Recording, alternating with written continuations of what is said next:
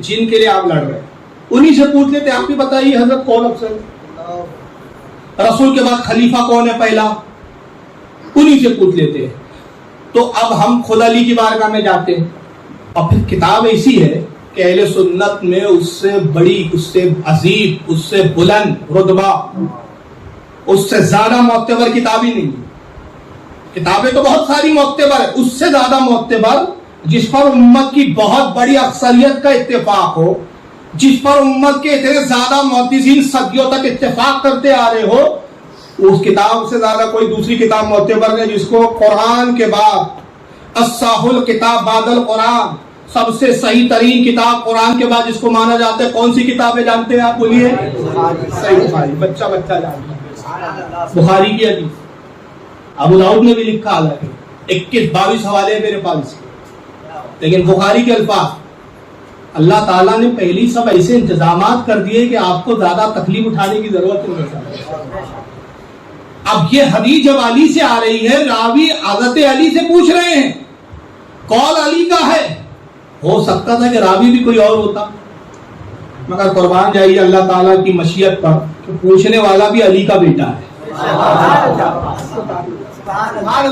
یعنی بیٹے کی اور باپ کی نگاہ 14 سال بعد میں دیکھ رہے ہیں کون سا فتنہ اٹھنے والا ہے, پہلے ہی اس فتنے کا سر قلم کر دیا جائے.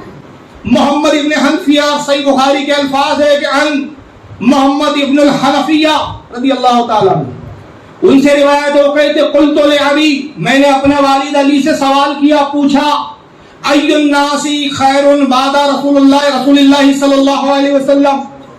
میں نے اپنے بابا علی سے پوچھا یہ محمد ابن حنفیہ کون ہے. انشاءاللہ واقعات کربلا میں ان کا تذکرہ آئے گا تو میں ان کی شخصیت پہ بھی روشنی ڈالوں گا کہ محمد ابن حنفیہ کون ہے. یہ کہتے ہیں میں نے اپنے والد علی سے پوچھا کہ علی اے میرے بابا جان یہ بتائیے کہ رسول اللہ کے بعد سب سے افضل ترین شخص کون ہے, سب سے افضل کون ہے, سب سے بہتر شخص کون ہے؟ قال ابو بکر. علی ایک لمحہ بھی ہچکچائے نہیں, ایک لمحہ سوچا نہیں, غور و فکر نہیں کہ بے ساختہ کہا کہ بیٹے رسول کے بعد اگر سب سے افضل ہے تو ابو بکر ہے. پھر حضرت محمد ابن حنفیہ کہتے ہیں قلت ثم من, حضور ابا جان بتائیں ان کے بعد کون ہے؟ ابو بکر کے بعد کون ہے؟ یہاں رک جاتے بات ختم ہو جاتی, لیکن ابھی پورا سلسلہ پوچھ رہے ہیں. ابا جان یہ بتائیں ان کے بعد کون ہے؟ قالا عمر, کہا وہ عمر ہے. اب محمد ابن حنفیہ دیکھیے آخر بیٹے تھے, بیٹے کو باپ سے لگاؤ ہوتا ہے, ہر بیٹا چاہتا ہے کہ میرے باپ کا درجہ بلند ہوگا. اب یہاں پر بیٹی کی ایک خواہش آ گئی تو انہوں نے کہا دیکھو میں پوچھ رہا ہوں سما ان کے بعد کون, تو کہ بعد میں ہر کسی کا شخص نام لے رہے ہیں, ابو بکر کا پھر عمر کا, اور اگر میں نے پھر پوچھا سما من اس کے بعد کون, تو خود وہ کہتے ہیں خشیت ان یقول عثمان, مجھے اب اندیشہ ہو گیا, ڈر لگا کہ میں نے کہا سما من اس کے بعد کون تو عثمان کا نام لے لیں گے, تو میں نے سوال ہی بدل دیا. تو کہتے اب میں نے یہ نہیں پوچھا کہ عمر کے بعد کون افضل, میں نے اب سوال بدلا اور کہا سما انتا, اس کے بعد تو آپ افضل ہے نا, عمر کے بعد تو آپ کا نمبر ہے نا تیسرا نمبر. اس پر بھی علی نے نہیں کہا ہاں بیٹا تیسرے نمبر پہ میں ہوں, جو پہلے نمبر پہ دمادم مستقل اندر چل رہا ہے. علی کہہ رہے میں تیسرے پر بھی نہیں, بلکہ کیا فرماتے قالا ما انا الا رجل من المسلمین, کہا نہیں بیٹے میں تو مسلمانوں میں سے ایک عام مسلمان. یہ عاجزی ہے, یہ انکساری ہے. لیکن پھر ایک سوال پیدا ہوتا ہے, اب کل کوئی آپ کو ایسا بھائی مل جائے کہ جناب فاروق رضوی صاحب کے بیان میں یہ بھی تو انہوں نے قبول کر لیا نا کہ انہوں نے کہا کہ بھائی میں عام مسلمان ہوں, تو فاروق صاحب نے تو خود کہا نا عاجزی تھی. اہل سنت کا عقیدہ ہے کہ عثمان غنی کے بعد حضرت علی چوتھے نمبر پہ ہے نا. تو جب آپ نے یہ مان لیا کہ انہوں نے عام مسلمان کہہ کے عاجزی کی, تو یہ بھی تو ہو سکتا ہے کہ ابو بکر کا نام لے کر عمر کا نام لے کے وہاں بھی عاجزی کر رہے ہو. اور ایسے اعتراض ہوا بھی ہے. کچھ ایسے علماء نے, کچھ ایسے علماء بولنا بھی شرم کی بات ہے بھائی, کیونکہ ہمارے یہاں یاد رکھیے میں ڈنڈے کی چوٹ پہ بولنے والا آدمی ہوں, کسی کو برا لگے چاہے اچھا لگے, برا لگے گھر میں 2 روٹی زیادہ کھائیے. ہم اس کو ہی علماء مانتے ہیں جو مسلک اعلیٰ حضرت کا پابند ہے. جب تک اعلیٰ حضرت کے مسلک پر پابند ہے ہمارا عالم ہے, ہمارے سر کا تاج ہے, اور مسلک اعلیٰ سے غداری کرے ہماری ٹھوکروں پر. اب ایسے لوگ جو کل تک ہم ان کو علماء کہتے تھے, آج نہیں کہنے کے لیے ہم تیار ہیں. کیوں؟ کیونکہ جب عقیدہ ہی بدل گیا تو وہ علماء کہاں رہے. ارے بھائی 90 کروڑ سال ابلیس نے سجدہ کیا ابلیس نے اللہ کو, اللہ نے 90 کروڑ کے سجدے نہ دیکھے تو ہم ان کے 2-4 واز کو دیکھے. تو اعتراض بھی ہوا, کہا یہ عاجزی میں کہا ابلیس نے. دیکھیے حدیث کے اندر آیا ہے بعد میں, اور حدیث پاک میں بعد میں خود آیا کہ انہوں نے کہا مانا الا رجل من المسلمین, میں میرے بیٹے نہیں, میں تو ایک عام مسلمان ہوں. تو جب تم خود مانتے ہو کہ عاجزی ہے, علی کا 4تھا نمبر ہے, عام مسلمانوں میں تو علی ہے نہیں, تو یہاں بھی عاجزی کر رہے ہیں کہ ابو بکر کا عاجزی میں نام لے لیا, عمر کا لے لیا. حقیقت تو یہ ہے کہ پہلے نمبر پر علی ہی ہے. ہم نے کہا نہیں صاحب, یہ عاجزی تب ہوتی کہ اس کے بعد کچھ اور روایتیں علی کی ایسی نہ ملتی ہوں, مگر کیا کریں کہ بعد میں ایسی روایتیں مل گئی کہ یہ لوگوں نے جو تعویلات کی اس کے بھی قلعہ ہو گیا. خود علی خلیفہ ہے, اب تو خلیفہ کوئی روکنے والا نہیں, کوئی ٹوکنے والا نہیں, کسی سے ڈر نہیں. کوفہ کے منبر پہ آپ تشریف فرمائے, اور اس کے حدیث کے راوی یہ بھی صحابی حضرت ابو جوحیفہ کہتے ہیں کہ حضرت علی کے پاس لوگوں نے بات پہنچائی, کہا حضور کچھ لوگوں میں چرچا چل رہی ہے جو کہتے ہیں کہ رسول کے بعد سب سے افضل آپ ہے. یہ لوگوں میں گفتگو ہو رہی ہے. مولا کائنات جلال میں آئے, منبر پہ کھڑے ہوئے فرمایا میرے کانوں تک یہ بات پہنچی, میں نے یہ سنا کہ تم میں سے کچھ لوگ وہ ہے جو کہتے ہیں کہ رسول کے بعد سب سے افضل میں ہوں. سنو, سبقہ ابو بکر, سب سے پہلے نمبر پہ ابو بکر ہے, وصلی عمر, دوسرے نمبر پہ حضرت عمر ہے, پہلے نمبر پہ رسول ہے, دوسرے پہ ابو بکر ہے, وہ ثلاثہ عمر, تیسرے نمبر پر حضرت عمر ہے. اور اس کے بعد پھر ایک جملہ کہا کہ اللہ نے جو چاہا جہاں چاہا خیر رکھ دیا. اب اگر میں نے کسی سے یہ سنا کہ جو ابو بکر اور عمر پر مجھے فضیلت دیتا ہے تو خدا کی قسم مفتری کی سزا 80 کوڑے میں اس کی پیٹھ پہ لگاؤں گا, اور اس کی شہادت کو میں مردود قرار دوں. سزا مقرر کر دی, قانون بنا دیا. کیا قانون بنا دیا کہ جو مجھے ابو بکر اور عمر سے اوپر مانے, ان پر زیادہ فضیلت دے, تو میں کیا کروں گا؟ بہتان. مفتری کہتے ہیں بہتان لگانا. کسی عورت پہ آپ نے بہتان لگا دیا. بہتان کون سا؟ زنا کا, بدکاری کا, اور وہ ثابت نہ کر سکے تو سزا کیا ہے شریعت میں؟ 80 کوڑے مارے جائیں گے. تو حضرت علی فرماتے وہ والی سزا دوں گا میں, 80 کوڑے والی. مجھے بتائیے اگر عاجزی ہے تو پھر کوڑے کیوں مار رہے ہیں؟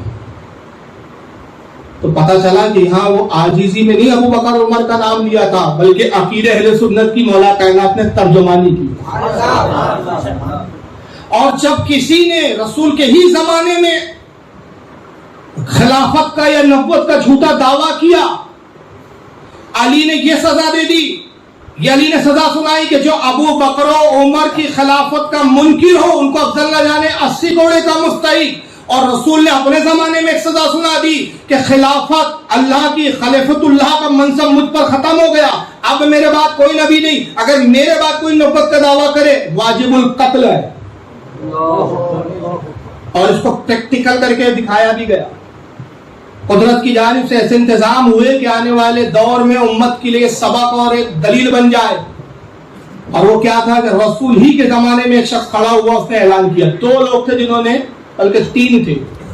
پہلا شخص اس کا نام تھا اسود انسی, اس نے نبوت کا دعویٰ کیا تھا. کہا میں نبی ہوں, حضوری کے زمانے میں نبوت کا دعویٰ تھا. نبی ہونے کے دعوے کا مطلب کیا تھا؟ میں خلیفۃ اللہ ہوں, اللہ کا خلیفہ. اللہ کے نبی نے فرمایا جو اسے قتل کر دے اس کے لیے بہت اجر و ثواب ہے. قیامت کے دن وہ اور میں اس طرح جنت میں داخل ہوں گے, انگلی سے اشارہ کیا جیسے کہ 2 انگلیاں میرے قریب قریب. ایک صحابی تھے, مشکاہ شریف میں ان کا ذکر آتا ہے, ان کا نام ہے فیروز دہلوی. صحابی کا نام کیا ہے؟ فیروز الدہلوی, معرفہ کے ساتھ کہہ رہا تھا ماشاءاللہ. فیروز دہلوی رضی اللہ تعالیٰ. یہ گئے صاحب اس کے علاقہ, غالباً یمن کا رہنے والا تھا وہ, اسود انسی. اس کے پاس گئے, اس سے ملاقات کی اور اس سے حجت کیا کہ تیرے نبی ہونے کی دلیل, کچھ کلام سنا, کچھ بات کر, مجھ سے مناظرہ کر. وہ صحابی سے مناظرہ نہیں کر پایا, آپ نے اس کو لاجواب کر دیا, وہ گھبرا گیا, اور وہ سارے لوگ اس کے چاہنے والے, اس کے عقیدت مند مناظرہ دیکھ رہے تھے, وہ گھبرا گئے کہ یار انہوں نے ایسی ایسی دلیل دی میرے جھوٹے ہونے کی کہ یہ سب لوگوں کے اگر دماغ میں آ گئی تو جس طرح سے مجھے نبی مانا سب بھاگ گئے. اور اس نے کہا آگ روشن کرو اور اس شخص کو جلا دو, اس نے میری نبوت کا انکار کیا, مجھے نبی ماننے سے انکار کیا, اور اللہ کی وحی آئی ہے مجھ پر کہ اس کو جلا دیا جائے. آگ روشن کی گئی صاحب, حضرت فیروز کو آگ میں ڈال دیا گیا, دن بھر آگ جلتی رہی حضرت فیروز آگ کے اندر, وہ تو جل کر ہڈیاں ہو گئے ہوں گے, راکھ ہو گئے ہوں گے, رات بھر آگ جلتی رہی. دوسرا دن آیا, اس نے کہا آگ پہ پانی ڈالو, دیکھو اس شخص کی ہڈیاں نکالو اور قوم کو دکھاؤ تاکہ قوم کو عبرت ملے. جب پانی ڈالا گیا دیکھا تو آپ مسکراتے ہوئے بیٹھے ہوئے, زندہ سلامت, کپڑے کے دھاگا ایک تار بھی نہیں جلا. اس نے دیکھا تو کہا میں تو یہ چاہتا تھا کہ میری نبوت بچے, اس کرامت کو دیکھ کے تو اور جو بچے ہیں وہ بھی چلے جائیں گے, اس کو شہر بدل کر دیا. اس کے جو خاص گرگے تھے انہوں نے زبردستی پکڑا, رسی میں جکڑا, گھوڑے پہ لادا اور وہ سرحد تک آئے, سرحد کے باہر تک لایا اور کہا خبردار اب اگر اس کے بعد تو اندر دکھا ہمارے شہر میں نظر آیا, بہت بھیانک اور بہت دردناک سزا دی, نکل جائے شہر. آپ کچھ دیر وہ گھوڑے کے اوپر وہ بندے ہوئے گئے, کسی طرح سے رسیوں سے اپنے آپ کو چھڑوایا, رات ہو گئی, اسی گھوڑے پہ سوار ہوئے, رات میں دوبارہ چھپکے چھپکے پھر دوبارہ شہر میں داخل ہوئے.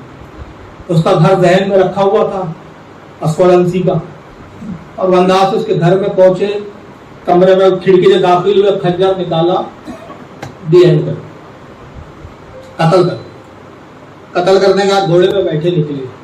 اب بڑی تیزی سے سفر کیا, رات بھر سفر کرتے رہے. فجر کا وقت ہے, اللہ کے نبی صلی اللہ علیہ وسلم نماز پڑھاتے ہیں فجر کی, منبر پہ آتے ہیں, فرماتے ہیں شاباش فیروز کے لیے, شاباش فیروز کے لیے, میری نگاہ دیکھ رہی ہے, فیروز نے اس کو قتل کر دیا. آؤ اس کا استقبال کرو کہ مدینے میں داخل ہو رہا. صحابہ کی جماعت اور صحابہ کی جمعیت کے ساتھ آقا مدینے کی سرحد پر آتے, اور جب ان کا گھوڑا نظر آیا, سوار دوڑتے ہوئے آ رہا ہے, دکھ رہا ہے, انہوں نے فرمایا یہی فیروز علمی ہے, اور اے لوگوں سنو, جب اس کی زیارت کرو تو اس کو تم یہ سمجھ کے زیارت نہ کرنا کہ میرے صحابی کی زیارت کر رہے ہو. حضور کو ابھی کچھ انہوں نے واقعہ سنایا نہیں, کوئی قاصد آیا نہیں, کسی قاصد نے خبر دی نہیں, کوئی موبائل اور انٹرنیٹ کا زمانہ نہیں ہے. یہ نبی کا علم غیب دیکھو, اور یہ وہابی ابھی بھی سوالیہ نشان لے کے کھڑا, نبی کو دیوار کے پیچھے کی خبر نہیں. یہ مشکات کے الفاظ ہے. آقا نے کہا کہ اس کو عام صحابی کی طور پر تم نہ دیکھنا, خدا کی قسم تمہیں اگر میری امت میں ابراہیم کا پرتو دیکھنا ہے تو فیروز کو دیکھنا. ابراہیم کو بھی آگ میں جلایا گیا, وہ زندہ ہے, میرے صحابی کو بھی آگ میں جلایا گیا. سرکار نے گلے سے ان کو لگایا, استقبال کیا, شاباشیاں دی, اور اپنے فیوز و برکات سے خوب لگایا. اور جب وہ صحابہ کے درمیان میں آتے, راوی کہتے خدا کی قسم وہ آتے تو ہم اسی طرح دیکھتے کہ گویا حضرت ابراہیم کے پرتو کو دیکھ رہے ہیں. اور جب وہ ہم میں سے اٹھ کے جاتے تو ہم آپس میں ہی کہتے ہیں کہ ہم نے آج ابراہیم علیہ السلام کے پرتو کی زیارت کی, ان کی سائے کو دیکھا.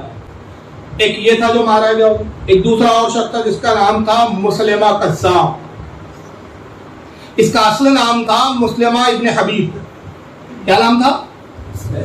مسلمہ ابن حبیب. یہ حضور کی خدمت میں آیا, پہلے ایمان لایا ظاہری طور پر, پھر واپس گیا. کافی عمر دراز تھا, 100 سال سے بھی کچھ اوپر عمر تھی اس کی. پھر حضور کو خط لکھا اس نے, اور خط میں لکھتا ہے کہ محمد میں جیسی ہی تم پر بیعت کی, تم پر ایمان لایا, کلمہ پڑھا, جیسی میں اپنے وطن لوٹ کر آیا تو جبریل آیا میرے پاس, اور جبریل نے آ کے مجھے خبر دی اور مجھے یہ بتایا کہ تم بھی نبی بنائے گئے ہو, محمد کی نبوت میں تم بھی شریک ہو, لہذا تم حضور کی طرح محمد کی طرح ایک خط لکھو, اور خط میں یہ لکھو کہ جو آدھے علاقے مسلمانوں کے تمہارے حوالے کر دیے جائیں. کہا محمد جو آدھے علاقے ہیں نا مسلمانوں کے, وہ آدھے پہ میری نبوت, آدھے پہ تمہاری.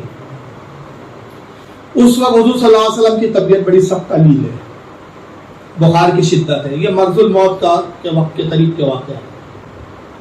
سرکار حجرے سے باہر تشریف لائے, خط پڑھ کے سنایا گیا. جب خط پڑھا جا رہا تھا تو آپ کے جلال کی کیفیت تاری ہوئی, اور راوی کہتے ہیں کہ اس قدر غصہ اور جلال تھا کہ آپ کا بدن جلال میں کانپ رہا تھا. ہاتھ میں ایک چھڑی تھی آپ کی, آپ نے زمین پر ایک لکیر کھینچی, اور صحابہ سے فرمایا کہ تم نے دیکھا میں نے کتنی بڑی لکیر کھینچی؟ صحابہ نے اس کے حال اللہ کے نبی کہا خدا کی قسم وہ مسلمہ ابن حبیب نہیں ہے، وہ مسلمہ قذاب ہے، سب سے بڑا جھوٹا ہے، اور یہ جو لکیر میں نے کھینچی ہے خدا کی قسم میں اتنی زمین بھی اس کو نہیں دوں گا، جاؤ ایک لشکر تیار کرو اس کو قتل کر دو۔ ایک لشکر ترتیب دیا جانے لگا، لشکر ابھی وہ تیاری میں تھا کہ جائے جنگ کرے، اس کو بھی خبر لگی مسلمہ کو، اس نے بھی اپنی فوج اکٹھا کی۔ اسی زمانے میں ایک اور بڑی خوبصورت خاتون تھی جناب، یہ تاریخ کی پہلی عورت ہے، آج تک کسی عورت کے سوائے اس کی نبوت کا دعویٰ نہیں کیا، یہ پہلی عورت ہے۔ اس کا نام تھا شجاع بنت حارث، اور اس کے بارے میں محدثین مورخین لکھتے ہیں اتنی خوبصورت اتنی حسین و جمیل تھی کہ اس کے حسن کے چرچے دور دور تھا۔ اس نے دیکھا کہ جب یہ بڈھا خوسٹ 120 سال کی عمر کا مسلمہ 120 سال کی عمر کی اس وقت یہ جب نبی ہونے کا دعویٰ کر سکتا ہے اور اس کے بھی ماننے والے پیدا ہو گئے، تو ویسے کتنے تو عاشق میرے ارد گرد ایسی منڈلاتے رہتے ہیں، اگر میں بھی نبوت کا دعویٰ کر لوں تو کتنے لوگ مجھے بھی نبی مان لیں گے، میری بھی چاندنی نکل آئیں گی، بادشاہوں کی طرح ٹھاٹ کروں گی۔ اس نے بھی اعلان کر دیا میں بھی نبی ہوں، بولے جبریل آئے کہا کہ تیسرا تیرا بھی نمبر ہے نبوت میں، معاذ اللہ تو بھی شریف۔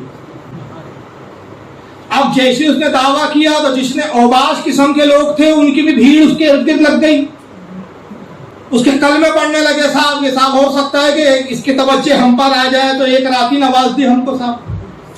اس چکر میں کئی عاشق جو ہے اس کو نبی ماننے لگے۔ اب ادھر مسلمہ کو پتا چلا، اس نے کہا یار اس کا حسن و جمال بڑا زیادہ ہے، بڑی خوبصورت ہے، تو عاشق تو اس کے زیادہ ہو جائیں گے، اپنا مارکیٹ ڈاؤن ہو جائے گا، اپنی دکان چلیں گی نہیں۔ تو اس کو پیغام بھیجا کہ میں تجھ سے ملنا چاہتا ہوں، اور بہت ضروری بات ہے، اور نبوت کے تعلق سے اسی کے حوالے سے ہماری گفتگو ہے۔ یعنی اس وقت دیکھیں کیسے کیسے مسخرے تھے، لوگ کہتے ہیں نا کہ یار یہ فرقہ واریت کی بات کیوں کرتے ہو، میں بتاتا ہوں کیسے کیسے فرقے پیدا ہو چکے اور ختم ہو گئے۔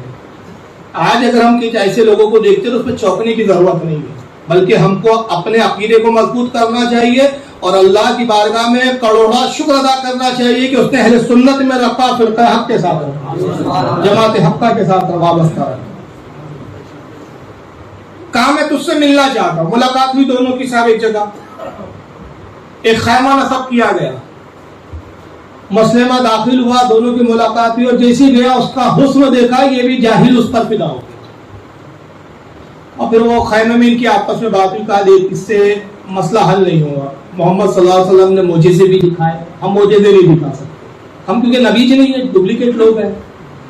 محمد کے معجزے بڑے مشہور ہیں، اور اتنا مشہور ہے کہ محمد صلی اللہ علیہ وسلم مردوں کو جلا دیتے، بیماروں کو شفا دے دیتے، پتھروں کو زبان عطا کر دیتے، انگلیوں سے چشمے جاری کر دیتے، اشاروں سے چاند کے ٹکڑے کر دیتے، انگلی اٹھائے تو سورج پلٹا دیتے۔ ہم اپنی اوقات جانتے، ہم کچھ نہیں کر سکتے، جیسا کہ ان کو بھی پتا ہے کہ اعلی حضرت قلم چلائے تو قلم کی تاثیر کیا ہوتی ہے، ہم حالت کا جواب نہیں لا سکتے، سب کو پتا ہے اپنی اوقاتیں، تو اب کمپرومائز کرو صاحب۔ کہا کیا کمپرومائز؟ کہا تم مجھ سے نکاح کر لے، ہم ایک ہو جائیں گے، اور جب ہم ایک ہو جائیں گے تو ہماری طاقت مضبوط ہوں گی۔ اگر تو الگ نبوت کے دعوے دار رہی، میں الگ رہا، تو تیرے ماننے والے الگ، میرے ماننے والا الگ، ہمارے ماننے والوں کی جو بھیڑ ہے وہ دو حصوں میں بڑھ جائیں گی، ہم محمد کے ماننے والوں کا مقابلہ نہیں کر سکیں گے۔ اور دیکھا چلو منظور ہے۔ 4 دن تک راوی کہتے ہیں، آدھی مطلب لکھنے والے جو تاریخ کو لکھا، 4 دن تک اس خیمے سے باہر ہی نہیں نکلے بڑے میاں اور لوگ، 4 دن تک عیاشی کرتے رہے صاحب۔ 4 دن کے بعد جب یہ باہر نکلی تو اس کے چاہنے والے جو باہر پہرا دیتے تھے انہوں نے پوچھا شجاع کیا ہوا؟ شجاع بنت حارث نام تھا، شجاع کیا ہوا؟ 4 دن سے تو خیمے میں تھی، وہیں کھاتی پیتی تھی، وہیں۔ کہا ہوا کیا؟ وہ نکاح ہو گیا ہمارا درمیان دونوں کے بیچ۔ کہا بھائی نکاح کا کوئی گواہ نہیں، نکاح تو گواہوں کے ساتھ ہوتا ہے، تم دو ہی تھے، گواہ تو کوئی تھا نہیں۔ پھر مہر کا بھی اعلان ہوتا ہے کہ بھی کتنے مہر کے عوض نکاح کیا گیا، مہر کا اعلان نہیں۔ تم نے تو بدکاری کی ہے، اب تم کیسے نبی ہو کہ تم بدکاری کرتے ہو؟ تو کیسی نبی ہے؟ ابھی کچھ لوگوں نے اعتراض کیا، کچھ کو تھوڑی بہت عقل ہوں گی شاید اس کو، یہ تھوڑی گھبرا گئی، کہا خیر ابھی مسلمہ اصل میں مجھ سے بڑا نبی ہے، میں اس سے تھوڑی چھوٹی والی ادھر دیکھوں گا، میں اس سے پوچھ کر آتی ہوں کہ اس کا کیا معاملہ ہے۔ اندر گئی، واپس آئی، مسلمہ نے کہا ڈرو مت، ان سے کہنا کہ ہمارے نکاح کا گواہ جبریل اور میکائیل تھے۔ اور کہنا جہاں تک مہر کی بات ہے تو محمد نے 5 وقت کی نمازیں فرض کی, میں نے عشاء اور فجر کو مہر میں تجھ کو دیا, اور یہ نماز ہم نے اپنے محلے والوں پر معاف کر دی ہے, یہی اس کا مہر ہے. یہ مسخرے بن ہو رہے ہیں. یہ آئی خوشی خوشی کا سنو, مسلمہ پر وہی آئی اور کہا کہ انہوں نے بتایا کہ صاحب اللہ نے یہ مہر مقرر کیا ہمارے اور اس کے نکاح کے درمیان میں کہ عشاء اور فجر کی نماز معاف کر دی گئی, تم 3 وقت پڑھو اب نماز.